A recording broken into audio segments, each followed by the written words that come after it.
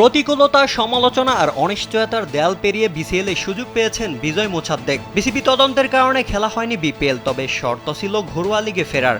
অবশেষে দুঃসহ সময়কে পেছনে ফেলে নতুন করে নিজেদের প্রমাণের মঞ্চ পাচ্ছেন এনামুল হক বিজয় ও মোসাদ্দেক হোসেন সৈকত। বিসিএল যেহেতু হবে ওডিআই ফরম্যাটে, তাই এই দুই ক্রিকেটারকে সুযোগ দিয়েছে বিসিবি। গেল বিপিএল এবং অদম্য টি-20 কাপে দুই ক্রিকেটার খেলতে পারেনি নানা বাধা নিষেধে। তবে ম্যাচ গড়া পেতার সংক্রান্ত অভিযোগ উঠলেও আপাতত দৃষ্টিতে প্রমাণিত হয়নি, আর তাই ঘরোয়া ক্রিকেটে ফেরার সুযোগ পাচ্ছেন এই দুই ক্রিকেটার। দেশের মানুষকে প্রতিদিন সুরক্ষিত রাখার প্রত্যয় নিয়ে সেফটি কেবল সহ এলো সেফ সিলিং ফ্যান। 23 ফেব্রুয়ারি থেকে শুরু হতে যাওয়া ওয়ানডে ফরম্যাটের বিসিএল দিয়ে মাঠে ফিরছেন বিজয় মোসাদ্দেক।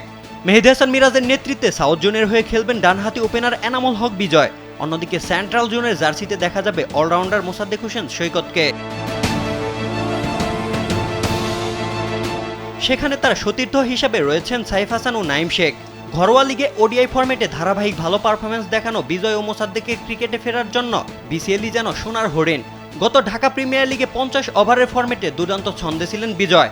গাজী গ্রুপের হয়ে 14 ইনিংসে 4টি সেঞ্চুরি ও 4টি হাফ সেঞ্চুরিতে 874 রান করে ছিলেন সর্বোচ্চ রান সংগ্রাহক। অন্যদিকে মোসাদ্দেক ব্যাট বল হাতে উজ্জ্বল ছিলেন। আবহানির হয়ে 487 রান করার পাশাপাশি 30 উইকেট নিয়ে দলকে শিরোপা জেতাতে রেখেছিলেন বড় ভূমিকা। সবকিছু মিলে বলা যায় বিতর্ক পেরিয়ে বিসিএলই এখন বিজয় ও মোসাদ্দেকের জন্য ফের নিজেদের প্রমাণের প্রধান মঞ্চ। রোশন মনির, কালবেলা।